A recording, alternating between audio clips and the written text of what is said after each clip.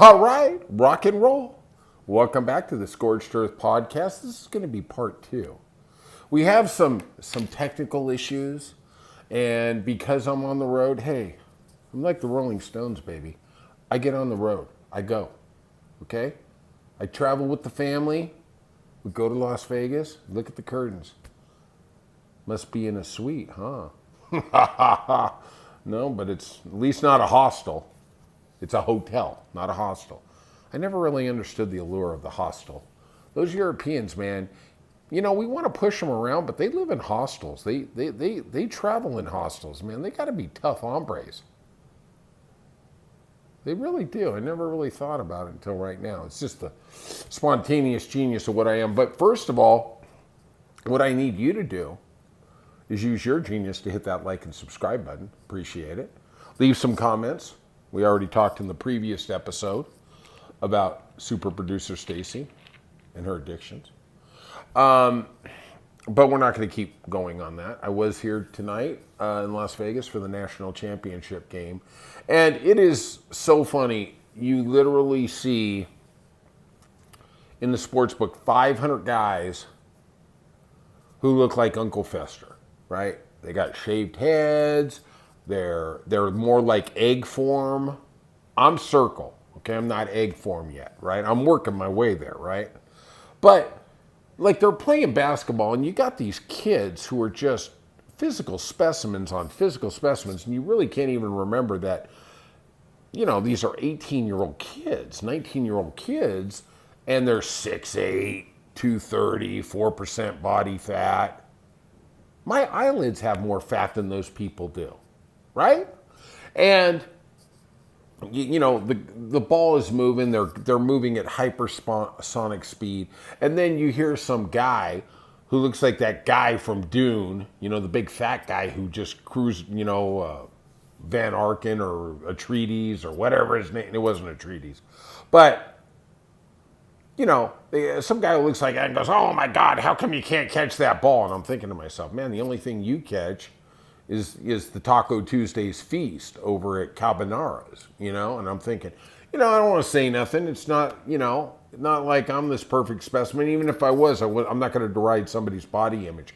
But I'm talking about, how they're like, we'll watch a golf tournament and somebody will say, "How can you miss a 5-foot putt?" Let me tell you, I can go miss them all day. I mean, even the best, Tiger Woods, he missed shots, right? It happens. And it's just so funny to hear that for 2 hours. You hear literally 100 people on each side because everybody's got each side bet, right? And they're all like, "Oh my God, I can't believe he missed that. Oh my God, how did he, you got to dunk that stuff." And I'm thinking, my God, this guy's vertical jump is literally like 2 inches, And I mean, a real 2 inches, not like when guys say 2 inches when it's like, really, it's 2 inches. Yeah, right. Okay, 2 pieces of paper put together, that's your 2 inches, right? So, I'm going to get back into the news. There was a couple more stories I wanted to kind of hit. And seems like John Roberts, the Chief Justice of the corrupt wing of the Republican Party in the Supreme Court, who happens to have a 6-3 majority, paused the midnight deadline for return of the man mistakenly deported to San Salvador, that terrible prison. This still is going on. This is still goddamn going on, right? His name is Kilmar Armando Garcia. How many more names can we throw in there, buddy? Departed March 15th to San Salvador. And I'm surprised they were able to deport him, because by the time you got done processing the paperwork, they probably just said, "Nah, it's cool.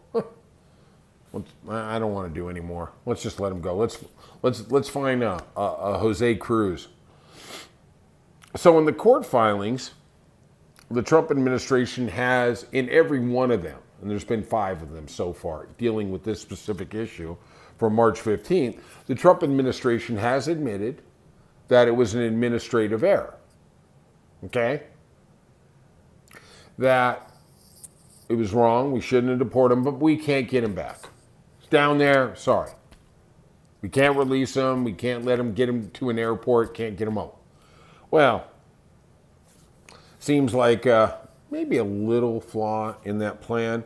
Seems like Kristi Noem, Homeland Security Director, when she did her little Barbie Goes to Prison photo shoot, she did that on March 27th. Right? Couldn't he get on the plane to come back with her? She was in the prison. She was literally like within 100 yards of the guy.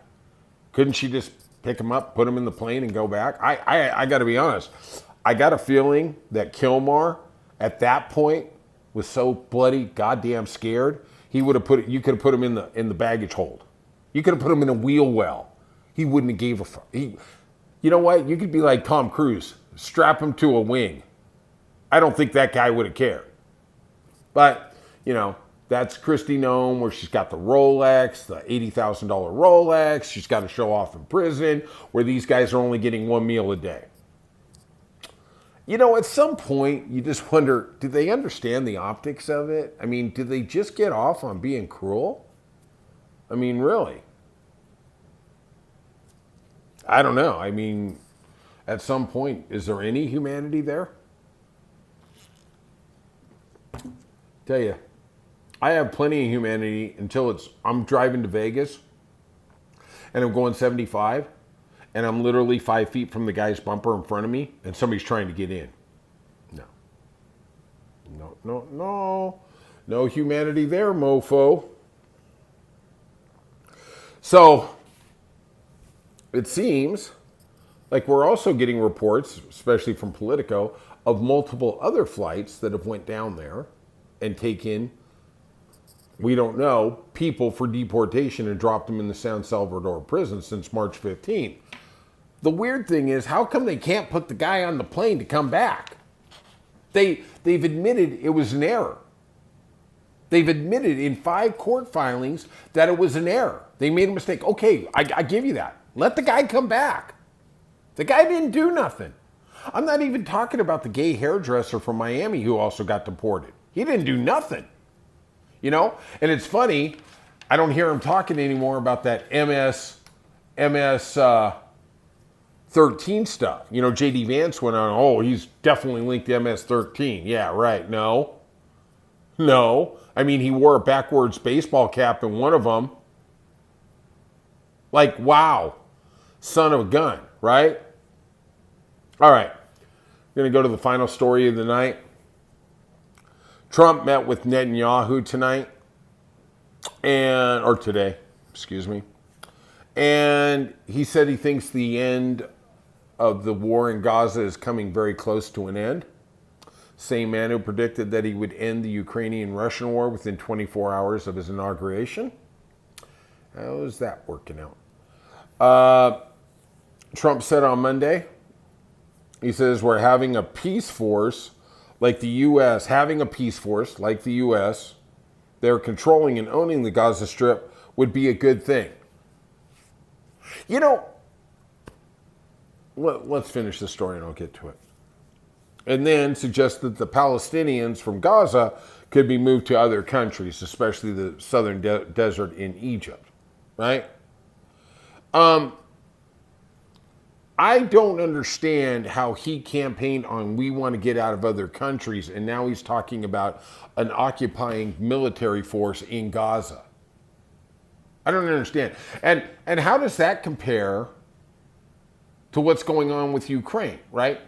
Ukraine and Israel, they're both invaded by a hostile aggressor. They're attacked. Let's just say attacked, because Hamas didn't really get into the Israeli country. They kidnapped people and then left, right? They didn't occupy. At the end of the day, he keeps telling Ukraine they got to pay him back. I don't hear that with Israel. Then he says, I'm going to put a peacekeeping force in there, but I'm not going to do that in Ukraine. And that's basically what Zelensky needs. If I agree to a deal, you have to put a peacekeeping force so Russia doesn't violate the treaty again, like they did in 19, like they did in 2021. Like I think they've done with every peace accord they've ever had, except the agreement they had with the Germans in World War II when the Germans got to it first and screwed them before they could screw them. Yeah, right? Also, it does seem like he's still serious about relocating all the Palestinians. And I guess my question is, how does that make Dearborn, Michigan feel? Dearborn, Michigan is home to the largest Palestinian population in the United States. In the election, 42% of the Palestinians in Dearborn, in a protest vote against Biden, voted for Trump. Kamala Harris got 36%. Jill Stein got 18%. How's that working out for you? Now you can't even go to the universities and protest because he's going to deport you. You know, there's that saying, screw around and find out. I mean, really, on any level, how did some Palestinian in Dearborn, Michigan, and there's a lot of them, and I've seen plenty of videos about, oh, I still stand by my vote. I just didn't think Trump would be this crazy. Like, you didn't think he was going to side with the Israelis. Really? The guy who moved and inflamed the Arab world by moving the embassy into Jerusalem. Like, wow. You know, you have the Muslims, the Christians, and the Jewish faith all consider Jerusalem holy land. It deeply offended the Muslims because he moved it into Jewish occupied area of Jerusalem. You know, and then you wonder. I mean, you wonder, how do you have problems in Yemen? How do you have problems in Iran? How do you have problems all over the Arab world? You know, let's take Saudi Arabia out of it for a minute, okay? They're in the Arab world, but they're not. They're the rich mother effers. They're not like Egypt. They're not like all the other countries that are basically trying to figure out how do we fend off the next Islamic revolution that's coming here. Saudis have a real easy way of doing it. They just start killing everybody. They behead them in the town square. Hey, how you doing? Right? All right. I mean, what would happen today if they reran the election? Kamala would have won by like 5 million fucking electoral votes. We got 4 more years of this crap. All right. If you could, hit that like and subscribe button. Leave some comments. Try and impress me with your acumen. And God bless you if you tell me that you are shopping online at Salvation Army. I don't know what I'm going to do. I'll have to think about it. All right. Have a good day, and I'll see you soon.